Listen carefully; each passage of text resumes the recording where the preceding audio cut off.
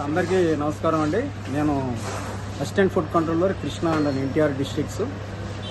నిన్న మాకు అందిన ఒక సమాచారం మేరకు గాంధీనగర్, విజయవాడ గాంధీనగర్లో ఉన్నటువంటి స్విగ్గీ డిస్పాచ్ సెంటర్లో కాలం తీరినటువంటి వస్తువులు అమ్ముతున్నారన్నది సమాచారంతో ఈరోజు ఆకస్మికంగా దాడి చేయడం జరిగింది.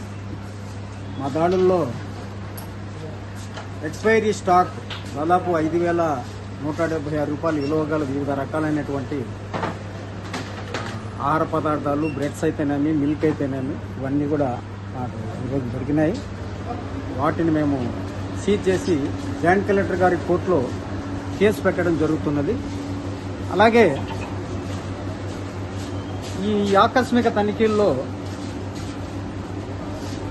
వీళ్ళు ఎక్స్పైరీ అయినటువంటి లైసెన్సుతో వ్యాపారం నిర్వహిస్తున్నట్లుగా కూడా మా దృష్టికి వచ్చింది. సో వెంటనే దానికి సంబంధించి ఒక నోటీసు కూడా మేము జారీ చేస్తున్నాము. దానికి ఇక్కడ ఉన్నటువంటి ఇన్ఛార్జ్ గారు ఆ లైసెన్స్ ఈ లైసెన్స్ రెన్యువల్ అయ్యే వరకు దీన్ని మూసివేయడానికి ఒప్పుకొని లైసెన్స్ రెన్యువల్ తర్వాతే దీన్ని మళ్ళీ రిస్టోర్ చేస్తామన్నట్లుగా మాకు చెప్పడం జరిగింది. అలాగే కొన్ని ఇంప్రూవ్మెంట్స్ కూడా చేసుకోవాల్సిన అవసరం ఉంది. వీళ్ళు వాటికి సంబంధించి కూడా సెక్షన్ 32 కింద నోటీసు కూడా మేము ఇవ్వబోతున్నాము. సో వీటన్నిటినీ వీళ్ళు ఈ ప్రజారోగ్యాన్ని దృష్టిలో పెట్టుకొని అన్ని రకాలైనటువంటి ఫుడ్ సేఫ్టీ నార్మ్స్ పాటిస్తూ వ్యాపారం నిర్వహించవలసిందిగా వీళ్ళందరినీ హెచ్చరిస్తున్నాము. అలా ఇప్పుడు లైసెన్స్ లేదు అన్నదానికి దాదాపు 10 లక్షల రూపాయల వరకు కూడా జరిమానా వేసే అవకాశం ఉంది జాయింట్ కలెక్టర్ గారి కోర్టులో.